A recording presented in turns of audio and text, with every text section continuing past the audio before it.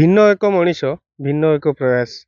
ଯଦି ସ୍ୱାଇଁ ବ୍ରଦର୍ସ ନାମରେ ୟୁଟ୍ୟୁବରେ ଆମେ ସର୍ଚ୍ଚ କରିବା, ତେବେ କମଳାକାନ୍ତ ସ୍ୱାଇଁ ନାମକ ଜଣେ ବ୍ୟକ୍ତି, ଯିଏକି ଆପଣ ଦେଖିଥିବେ ବଲିଉଡରେ ଟାର୍ଜନ ମୁଭି ହଉ କି ମୋଗଲି, ଏଇଭଳି କିଛି ମୁଭି, ଯେଉଁ ମୁଭିରେ ଆପଣ ଜଙ୍ଗଲି ବେଶରେ କିଛି ଆକ୍ଟରଙ୍କୁ ପାଆନ୍ତି, କିନ୍ତୁ ଆମେ ଯାଜପୁରର ଯେଉଁ କମଳାକାନ୍ତ ଅଛନ୍ତି, ସିଏ ଆଜି ତାଙ୍କୁ ଦେଖିବା ଜଙ୍ଗଲି ବେଶରେ। ଆପଣ ୟୁଟ୍ୟୁବରେ ଅନେକ ଥର ଦେଖିଥିବେ, ତାଙ୍କର ୟୁଟ୍ୟୁବରେ 9 ଲକ୍ଷରୁ ଉର୍ଦ୍ଧ୍ୱ ଲୋକ ତାଙ୍କୁ ଫଲୋ କରିଛନ୍ତି।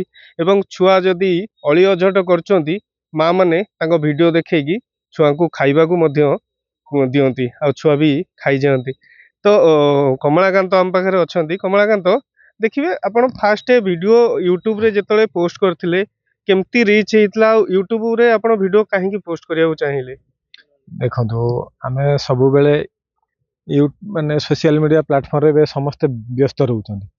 ଯେହେତୁ ଏବେ ସମସ୍ତଙ୍କ ପାଖରେ ମୋବାଇଲ ହେଇଗଲା, ସବୁ ଅନଲିମିଟେଡ୍ ଆସିଗଲା, ସମସ୍ତେ ସୋସିଆଲ ମିଡ଼ିଆରେ ବ୍ୟସ୍ତ ରହୁଛନ୍ତି ଟାଇମ୍ ପାସ୍ କେମିତି କରିବା। ଆଉ ଯେତେବେଳେ ଆମେ ଏମିତି ସମସ୍ତଙ୍କର ଭିଡ଼ିଓ ଦେଖୁଥିଲୁ, ଆମେ ଦେଖିଲୁ, ଚିନ୍ତା କଲୁ ଆମର ଭିଡ଼ିଓ ଯଦି ପୋଷ୍ଟ କରନ୍ତି, ଆମେ ଗୋଟେ ଚ୍ୟାନେଲ୍ ଖୋଲନ୍ତେ, ଆମକୁ ବି ଲୋକ ପସନ୍ଦ କରନ୍ତେ। ଆଉ ଆମ ପାଖରେ କ'ଣ ଏମିତି ଟ୍ୟାଲେଣ୍ଟ ଅଛି, ଆମେ ପୋଷ୍ଟ କଲେ ଆମକୁ ଦେଖିବେ।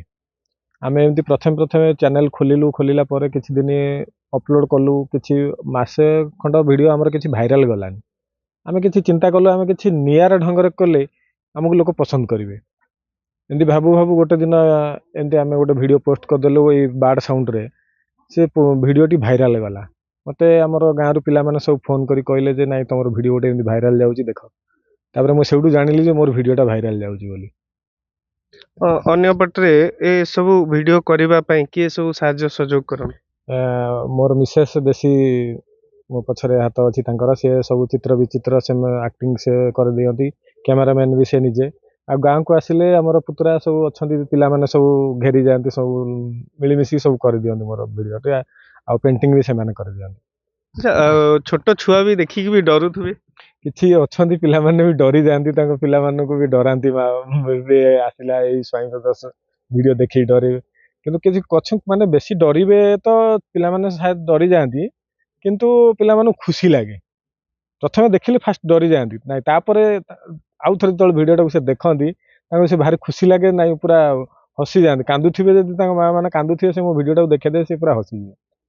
ଆଉ ବାହାରୁ ଲୋକ ଯେମିତି କହୁଥିଲେ, ଇଣ୍ଡିଆ ବାହାରୁ ବି ଲୋକ ଦେଖୁଛନ୍ତି, ସେ ସବୁ କମେଣ୍ଟ କେମିତି ଆସୁଛି? ସବୁ ବାହାରୁ ବହୁତ ବଢ଼ିଆ କମେଣ୍ଟସ୍ ଦଉଛନ୍ତି। ସେମାନେ କମେଣ୍ଟସ୍ ଦଉଛନ୍ତି, ଯଦି ଆପଣଙ୍କ ଭଳିଆ ୟୁଟ୍ୟୁବ ଆଉ ଆମେ କେବେ ବି ଦେଖିନାହୁଁ, ଆପଣ ଗୋଟେ ପ୍ରତିଭାବାନ ୟୁଟ୍ୟୁବର, ଆଉ ଆପଣଙ୍କ ପାଖରେ ଏମିତି ଟ୍ୟାଲେଣ୍ଟ ଅଛି ଆଉ କାହା ପାଖରେ ନାହିଁ। ତାଙ୍କର ଏମିତି ଆମକୁ ଗୋଟେ ତାଙ୍କ କମେଣ୍ଟସଟା ଆମ ମନରେ ଗୋଟେ ପୁରା ଆନନ୍ଦ, କୋଟି ଆନନ୍ଦ ମିଳିଯାଉଛି। ଆମେ ସେଇଥିରେ ଆଉ ଟିକେ ଗର୍ବିତ ହେଇଯାଉଛୁ। ୟୁଟ୍ୟୁବରେ କେତେ ଫଲୋଅର୍ସ ହେଲେଣି? ମୋର 9,10,000 ସମଥିଙ୍ଗ, 300 କେତେ ଅଛି।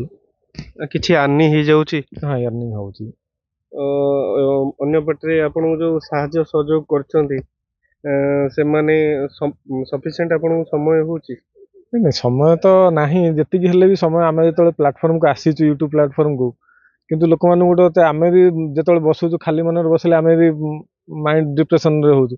ଯଦି ସେ ଭିଡ଼ିଓଟା ବନେଇକି, ସେ ଟାଇମ୍ଟା ଆମର ସେପଟେ ବିତି ଯାଉଛି। ଭିଡ଼ିଓଟା ବନେଇଦେଲେ ଅନ୍ୟମାନେ ବି ଦେଖିକି ସେମାନେ ବି ଖୁସି ହେବେ। କୋଉଥିରେ, ଯେମିତିକି ଷ୍ଟାର୍ଟ କେମିତି କରିଥିଲେ, ମୋବାଇଲରୁ ୟା କ୍ୟାମେରା? ମୋର ଦେଖନ୍ତୁ, ମୋର କିଛି ନାହିଁ ଇନଷ୍ଟ୍ରୁମେଣ୍ଟ, ମୋର କିଛି ନାହିଁ, କେବଳ ମୋବାଇଲ ଗୋଟେ ଆଉ ଗୋଟେ ସେଲ୍ଫି ଷ୍ଟାଣ୍ଡ, ସେ ଛୋଟିଆ ସେଲ୍ଫି ଷ୍ଟାଣ୍ଡ, ସେତିକି ହିଁ ବାସ୍। ମୋର କିଛି କ୍ୟାମେରା ନାହିଁ କି କୌଣସି କିଛି ବି ମୋର ଇନଭେଷ୍ଟ ନାହିଁ। ସବୁ ଦେଖୁଛନ୍ତି ଗଛପତ୍ରରେ ହିଁ ସବୁ ଏ ଜିନିଷ ହେଉଛି, ଜଷ୍ଟ ଟିକେ ଏଇ କଲର ଟିକେ, ଆଉ ନହେଲେ ମୋର କିଛି କଷ୍ଟ୍ୟୁମ୍ ନାହିଁ, ଏଇଥିରେ ହିଁ ବାସ୍। ଆଚ୍ଛା, ଗୋଟେ ବାଟୁଳି ହାତରେ ଧରି ଯେମିତି କରୁଛନ୍ତି, ଲୋକ ତ ଭାବୁଥିବେ ଇଏ ଚଢ଼େଇ ଫଢ଼େଇ ମାରୁଛନ୍ତି। ବାଟୁଳିଟାକୁ ଦେଖନ୍ତୁ, ଚଢ଼େଇ ତ ଗୋଟେ ଭେଷ କରିବାକୁ ହେଲେ ତାର ସବୁ କିଛି କଷ୍ଟ୍ୟୁମ୍ ଦରକାର। ଆମେ ଖାଲି ଏମିତି ଚଢ଼େଇ ସାଉଣ୍ଡଟା କଲେ ଏଇଟା ତ ହବନି ନା। ଆଉ ବାଟୁଳିଟା ଖାଲି ଗୋଟେ ଆକ୍ସନ୍ ପାଇଁ ଧରାଯାଉଛି, ଯେ ମୁଁ ଚଢ଼େଇ ସାଉଣ୍ଡଟା କଲେ ଚଢ଼େଇ ମାନେ ମୋ ପାଖକୁ ଆସିବେ, ତାର ସିଷ୍ଟମଟା ହେଉଛି ମୁଁ ଚଢ଼େଇଟା ଧରିବି ତା ପାଇଁ। କିନ୍ତୁ ଜଣେ ଯିଏ କରୁଛି, ଭିଡ଼ିଓ ବନଉଛି, ସୋସିଆଲ ମିଡ଼ିଆରେ କରୁଛି, ସେ କେବେ କ୍ୟାମେରା ସାମ୍ନାରେ କ'ଣ ଚଢ଼େଇ ଆସିବେ କି? କେବେ ପାଖକୁ କେବେ ଆସିବେ କ୍ୟାମେରା ସାମ୍ନାରେ? ସେଥିପାଇଁ ସେ ଭିଡ଼ିଓଟା କମେଣ୍ଟସ୍ ଆସୁଛି, ଆପଣ ଏମିତି ଚଢ଼େଇ ମାରୁଛନ୍ତି, ମୁଁ ତାଙ୍କୁ ରିପ୍ଲାଏ ଦେଉଛି, ମୁଁ ଚଢ଼େଇ ମାରୁନି, ମୁଁ ଏଇଟା ଏଣ୍ଟରଟେନମେଣ୍ଟ ପର୍ପଜରେ କରିଛି, ଏଇଟା ଭିଡ଼ିଓ ଗୋଟେ ପୋଷ୍ଟ କରୁଛି, ମୁଁ ଚଢ଼େଇ ମାରୁନି। ମୁଖ୍ୟତଃ ଛୁଆଙ୍କୁ ଖୁସି କରିବା ପାଇଁ ଏ ପ୍ରୟାସ ଗୋଟେ, ଛୁଆଙ୍କୁ ଖୁସି କରିବା ପାଇଁ। ସମସ୍ତଙ୍କ ମନରେ ଟିକେ ହସ ଫୁଟେଇବା ପାଇଁ ଆମେ ଏ ଜିନିଷଟା ପ୍ରୟାସଟା କରୁଛୁ।